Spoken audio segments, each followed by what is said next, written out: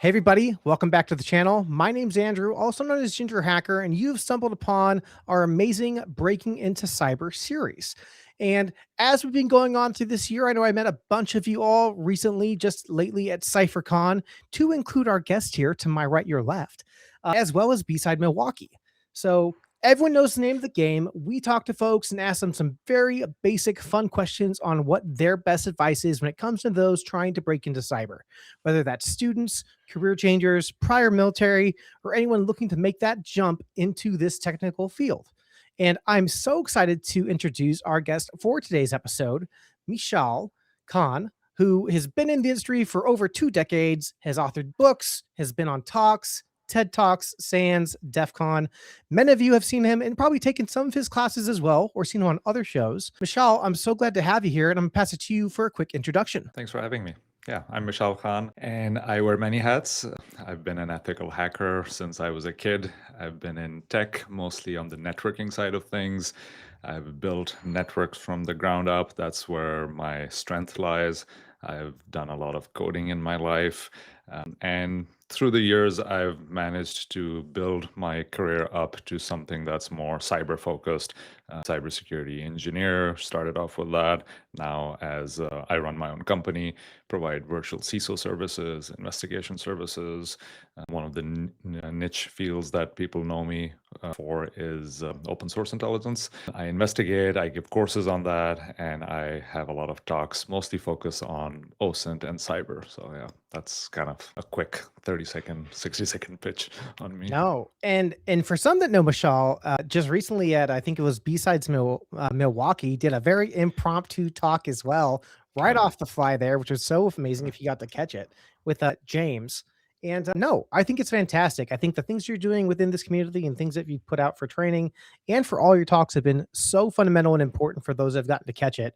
I know when we also saw you at New Village last year at DEF CON 34, I know a lot of folks got to catch your talk inside New Village and then actually got to follow you down to the first floor to see your OSINT talk as well. And there was such good feedback I received from those that I was able to point your direction that some, funny enough, never heard of you. They're like, who is this guy? I'm like, you need to go see his talks.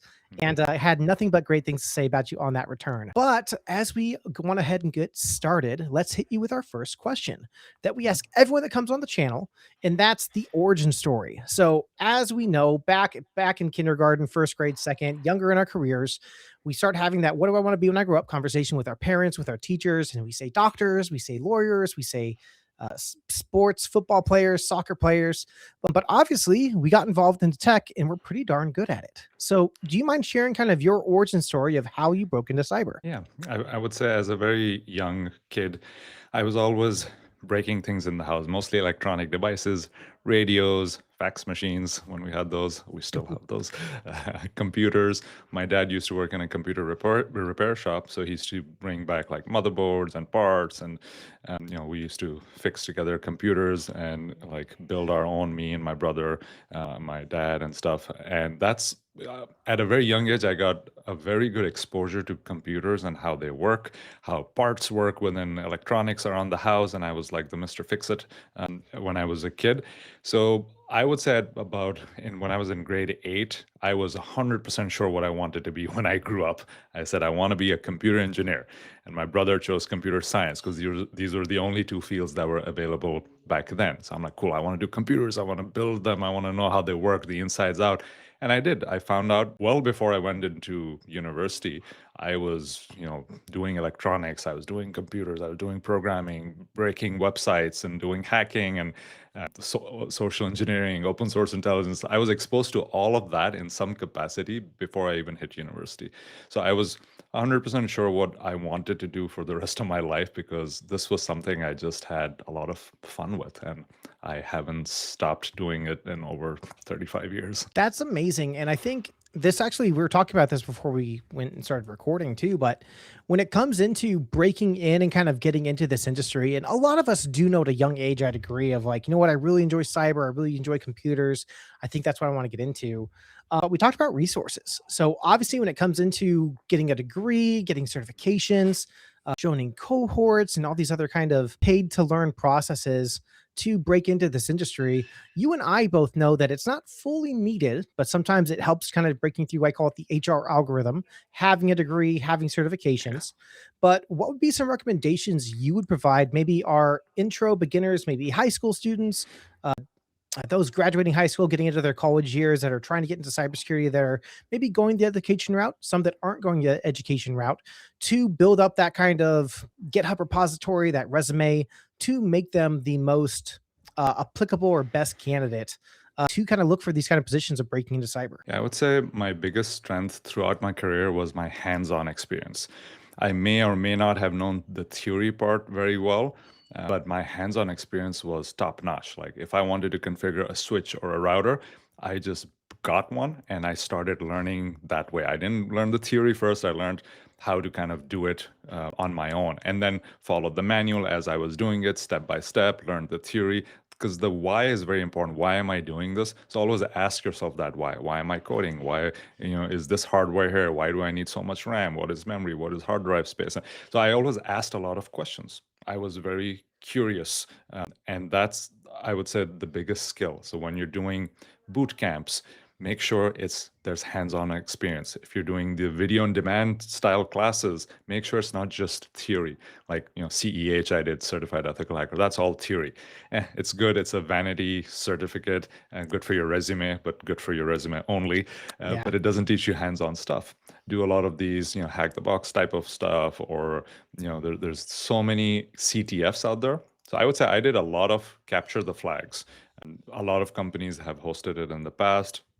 Time bound capture the flags, ones with a reward at the end, a prize or whatever. So I took part in a lot of those, and that helped me develop my skill, not only just my hands-on skill, but the timing, the speed, the pressure. All of that matters, because if you have an open-ended time to do whatever you want, like maybe in a degree or certification, you're not really gonna excel at it. But if you have 1 week, I got to finish this, or if it's a CTF, it's only valid for 24 hours. Now Yep. that pressure tactic builds you. And when you actually go for an interview, it's a pressure intense situation. And you need to learn how to perform under pressure. It's funny. I give folks kind of one of my methodologies of when I have to go do certifications for work or for like a training process. I am very much that type where it's like someone will tell me like, "Hey, you need to get X certification in this year." And rather than taking that whole year to do it, I'll be like, "Cool, I'll go like 2, 4 months out. Yeah, I'm available that day." I book the exam without even like opening the book yet to study for the material. I'm like, "Well, Yeah, now I have to study this because if that's I how you do it. don't, I am going to lose out on X amount of dollars." And Yep. it's exactly that. It's that pressure piece of it where I think that's where maybe there's some aspects of the like, paid to learn or pay to play aspects. I think Mhm. of learning theories or methodologies like try hack me hack the box, where they have their free tiers, but even with the paid tiers, it's like oh, if I'm not using this, I'm losing X amount of dollars per month. So Right. no, I think that's a valid point. And I would add to that that not everything can be learned through certifications and online experiences and stuff. I would say the bulk of the things I've learned are those, I don't know how to categorize them, but they're mini skills. They're not these major skill sets, but there's a tiny skill set. AWS, how do I build a server there? Sure, maybe there's a course on it, whatever, but what about GCP? What about Azure? What about, Alibaba? I can put a server on all of these. These are mini skills which can all be learned within a day. Dedicate a few hours, today for this tiny skill, then the other one, then the other one. Before you know it, every day you're learning some small skill that takes Yeah. 2 to 3 hours. It's not a certification, it's not a course, it's just a small skill set. And then before you know it, when you're at that interview and they're throwing random questions at you at the interview, you have so much knowledge in your head, even though it may not be complete knowledge, but you know enough to be dangerous. And that's what counts at the end of the day, because they want to know if you can figure it out, and if you know what technology exists and roughly how it works, you'll figure it out. Yeah, and I think you know this from getting to hire people too through your experience in years is sometimes a lot of the questions even I've sat through some of our career villages here in Arizona at Cactus Con, and it's wild to me because the candidates I get are students that hand me their resumes, rock stars, projects, GitHub repositories, white paper submissions, found CVEs, and then the thing that will kill them though is like the soft skill questions where it's like, Yeah. hey, walk me through a process where you and a coworker don't get along. How would you resolve that solution? Right. And I had this one guy, bless his heart, he's like, I would just ignore him and do my work. I'm like, that's a way. But I'm like, I think it's more or less of like, hey, look, like you're gonna discuss it with the individual, you're gonna go to your lead, or are you just gonna try to like have a third party help you involved, like to be a mitigator? They're wanting to see that problem solving skills. Another Yep. question I asked a young woman, same thing. Rockstar resume is like a junior in college, still having your senior year. And the question was that they had us, they had a really good breakthrough of like technical questions and then like the non like star methodology questions Mhm. of like, hey, explain us the process when you get stuck in a problem when you're doing a project. Like, what's your methodology of understanding something? And she's like, well, I don't usually get stuck on that stuff. I usually just know it. And I'm like, okay, same thing. That's your answer, which I understand. But they're wanting to see your thought process. They want to Right. see how and why you're going to be able to troubleshoot. So I guess another question I have for you is when it comes into resumes and getting someone to become the best candidate, whether that's a junior role, whether that's a mid-level role. For senior roles, it might be a little bit different, obviously, because there's a lot more maturity in the sense of what they've been doing.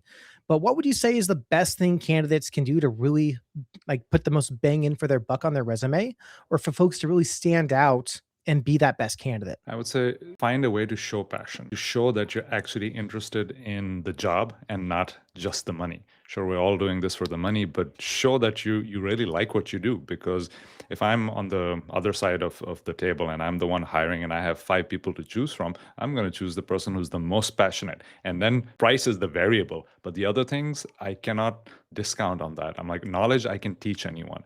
Passion I can't teach. If you love it, you love it. If you hate it, you're never going to love it. So I can't teach you that stuff.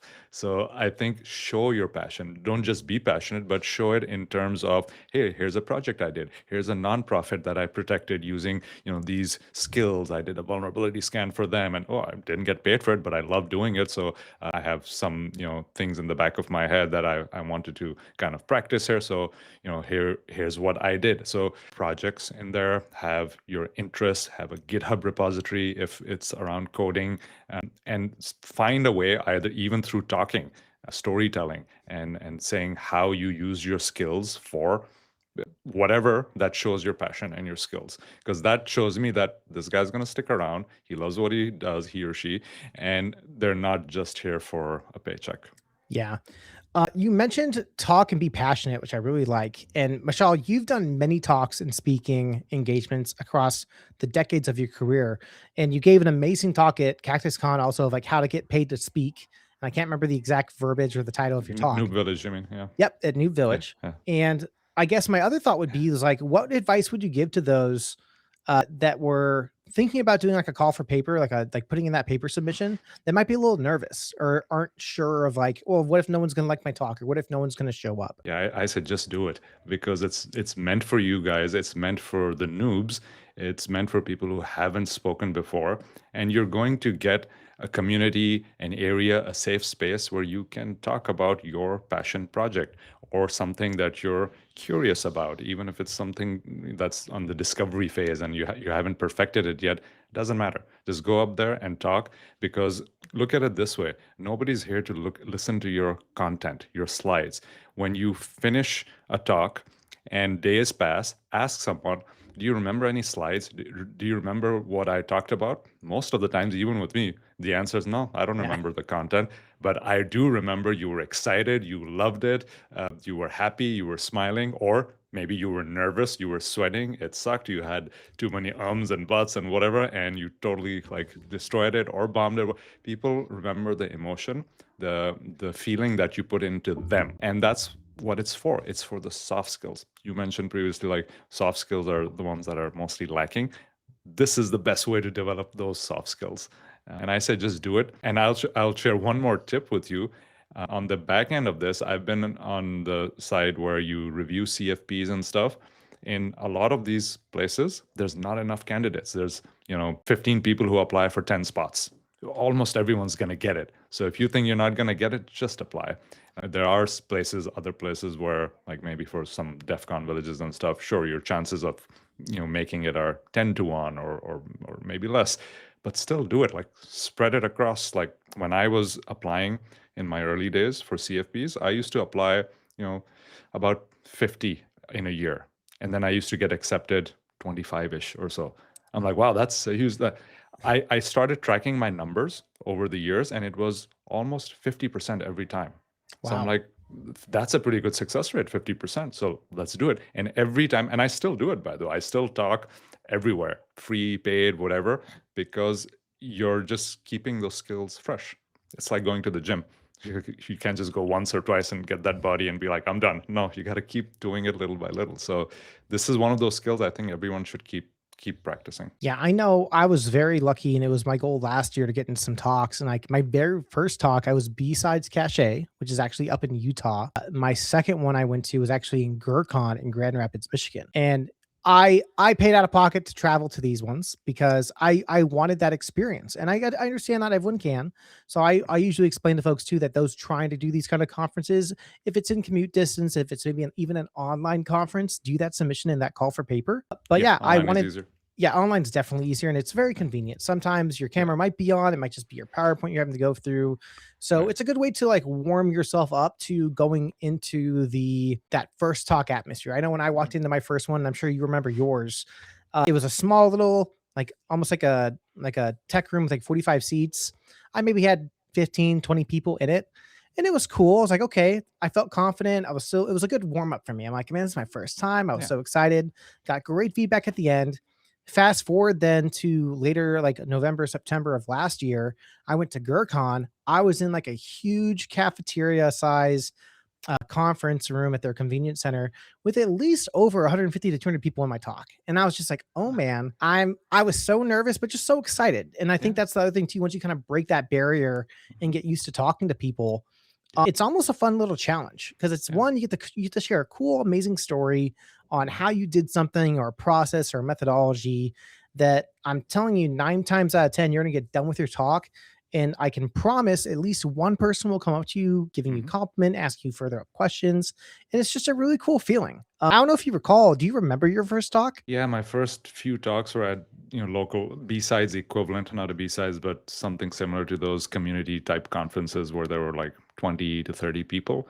And those were my first few. And the reason I did those actually is not to talk. Like I didn't want to talk on stage or in front of people. I'm not. I don't like doing it, to be honest. Like now I do. Now I love doing it. But in the beginning, I was like, why put myself through all this pressure and stuff? But when I did it, it was for networking. I'm like, hey, nobody knows me in this area. I need to know more people so I get better jobs, so I can climb up the ladder. So I'm like, this is a great way to start a conversation.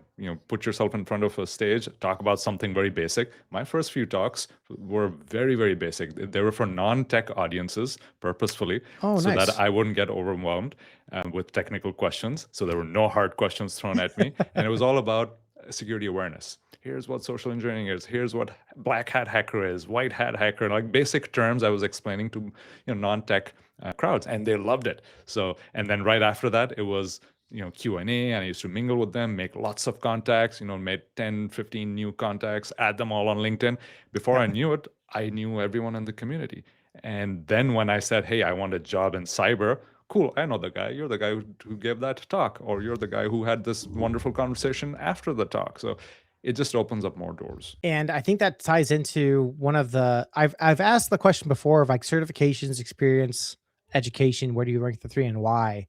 Which I'm sure we kind of both would agree that probably your experience is going to be your number one. But Right. someone recently threw in the fourth, which was networking. And it's almost like and it's funny that you mentioned it because it just like you said, doing talks and kind of getting your name out there in this community, it's not like a large community once you actually start meeting people, going through the conferences, being involved in your if you're like, maybe in like the fintech sector, or you're in like public infrastructure, a lot of the organizations, states talk, and you'll go to some of these conferences and you start seeing a lot of similar faces. And I think exactly like you said, building a little bit of a self brand to yourself and explaining, being active in the community, messaging and adding people on connections on LinkedIn, posting like good comments and stuff after you're reading an article or just wanting to connect with people. It really does go a long way. I have a great candidate you should talk to. His name's Andrew Crotty.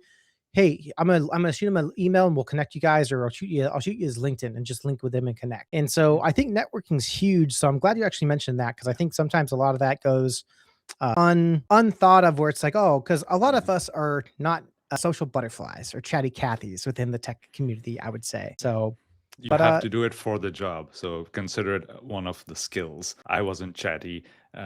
This. So if you look at my situation, this was foreign land to me. I wasn't even a U.S. citizen when I first came here. First time I came to the U.S., my wife was. So I came here. I knew nobody here. I was highly qualified. I had a CCIE in routing and switching when I came here, which was an extremely rare certification back then. It still is. I had a degree. I had lots of experience. I had everything, but I didn't have the networking. No one would give me a job. People would give me a job in networking as a network architect. I'm like, I don't want to do that. I want to go in cyber. Since no one would give me, I'm like, you know what? Let's start doing talks. Let's start knowing people, because I quickly realized it's not what you know. It's who you know. So your network is your net worth. And once I created that network, it took me about 3 years to be well known within the community. I started getting jobs. I didn't even have to apply. And like even today in the morning, I had a call with a client, and they're like, "Oh, we're looking for a CISO for, this other company." I'm like, "All right, I can recommend you a few people. And where's the job description?" "Oh, there's no job description. It's just internal word of mouth." And if we can't find somebody through our network and your network, then we'll advertise it. I'm like, and this is the norm. This is not the exception. Even for smaller jobs, I do the same thing. I'm like, let's ask my friends first, and then my friends' yeah, friends, and then that circle just keeps going wider and wider. You eventually find people. So the jobs you actually see advertised online are the ones that have probably gone through this process. They can't find anyone, in their network, so put it out there. Or it's because of compliance or legal issues that, hey, we got to yeah, advertise it, so let's put it there. We've already actually decided who we want to yep, hire, and yep. that's through networking. Yeah, no, 100%. So, no, that's awesome. Well, we're on the tail end of our questions here, so I have 2 left for you actually. And my second one is actually a fun one. So, this is the what do you when the week's done, you get to unplug, you get to unwind. What do you try to do now to reset, kind of like step away from the tech world? And what do you do to kind of take a break or kind of recharge before you get back into that work week come Monday? Well, as humans, we are social. So I try to do some social activity without tech. Either my friends, we go out to coffee shops usually, sit, chill. My friends are not in tech, so I don't get to talk about tech with them.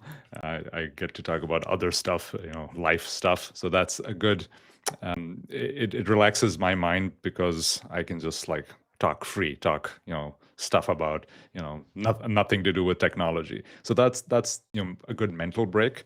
Or with family, go out, eat, watch a movie with them, and stuff. That's how it is now. I would say in the past, when I had a bit more time, I would have hobbies. I would draw. I would, go out, play sports and stuff. Now it's either just regular gym, which is kind of part of work for me. Yep. But it's the social side, because what we do for a living is so engrossed inside a computer screen, and it's so technical that I have to get out of that zone and be non-technical to kind of relax. So that's kind of my lifestyle now. It's funny, I say I work out so I can eat, and I eat so I can work out is one of my methodologies. And I think just like you said too, it's like being in front of a screen. I work 12-hour shifts, and then I'm also inside a skiff. So every now and then I'll tell my team, like, hey, I'm gonna go outside and touch grass. And Yeah. it's like I literally go outside my building, I walk around my building like 1, 2 times, make sure I see the sunlight. I'm like, all right, go Yeah. back into my 4-wall room. But no, that's fantastic. Well, Mishaal, so glad we got to have you on the channel. And I know we've had you on before for our silent auction that was last December on December 12th. So, as a huge thank you, I'm going to give you our link to our GingerHacker swag shop, where you get to pick out an awesome, cool piece of GingerHacker swag for letting me Nice. steal some time out of your day to come on the channel, of course. Thank you. And while we're talking about GingerHacker, we are so excited to actually also announce this December for our second annual. I know it's so far out. December is so far out, but still, we will be doing our second annual silent auction that we're actually converting into an online conference. So all the links and stuff will be down inside the comments of the video. Obviously, we'll be sharing Mishaal's LinkedIn as well, as long as you're cool with that, or they can try to find you if you want a fun little challenge. Shouldn't be too hard. But yeah, to please connect, please check that out. We do have a call for papers also open. So if you're looking to do your first talk on your first conference online, it's a great place that's going to be very much looking for noobs to share their noob stories. Or when I was a noob, I did this. Get to kind of share your fun little oopsies you made. But yeah, it's we're very excited for it. We also have another plugin here for DEF CON 34 with Noob Village, where ourselves, the amazing Josh Mason, will be back with Noob Community to have some amazing, fun hangouts, meetups with the guys, share about what it's like coming to DEF CON for the first time. And that is in August. So we will also see you there. And Mishaal, our last question we have for you, again, thank you so much for coming on the channel. But last question we have for you is, what's the last piece of advice you'd give somebody trying to break into cyber? I say keep trying. If you've only tried for a few weeks, few months, that's nothing. Listen to other people's stories. They've tried for years and years and eventually broken in. So don't give up hope. If it's not working, try something different. If it's still not working, change your environment, change your network, change your friends. It will work. It is inevitable. It's just a matter of changing things up. And I should have asked you if you had your dad joke book close by, because I know, and just an awesome little quick little soft plugin. Oh yeah, if you can grab it real fast, we can close on a joke. But I believe there was a secret drop, or at least mentioned there is a book 2 on the way, hopefully this year. Yeah. So exciting. If you've not heard or seen Mishaal's like a joke book he has, if you want to do a quick plug-in actually, and also give a joke before we end, that'd be fantastic. Yeah, it's the kilobyte of jokes, the dad joke book. Every time I went on stage, I kind of read one joke out of this, and just to kind of break the ice. It's another way of networking with people with such a dry subject we have in security. I'm like, why not? Let's make people laugh a little. So yeah, random joke. Open up a joke. Let's read this one. I once put a band together called 1023 MB. We never got a gig though. It's cyber humor. Those will laugh, will know. It's hacker dad jokes. So if you know, you know. Oh man. Well, this has been so much fun. I will also put a link to that book in the comments below. So please make sure you check that out. It is a definitely must have for your tech environment. If you're a SOC analyst and you like to do like what mine and my boss do, we do jokes every little team meetup. I've now actually started reading one joke every time we do a meetup once a week out of your book. So that has been the most fantastic part of like some of the weeks, because some of them have gotten some great hits. Some are like, I don't get it. I'm like, okay, well, I don't need to explain it. Yeah. So there's 128 jokes in here. So that's a magic number. In the next one, there's going to be 256. Ooh, what about the third? I'm excited. Well, cool. Well, hey, everybody. Thank you so much again, as always, for coming onto our channel if this is your first time, and our continuous running series of Breaking into Cyber. And as always, we'll catch you on the next video.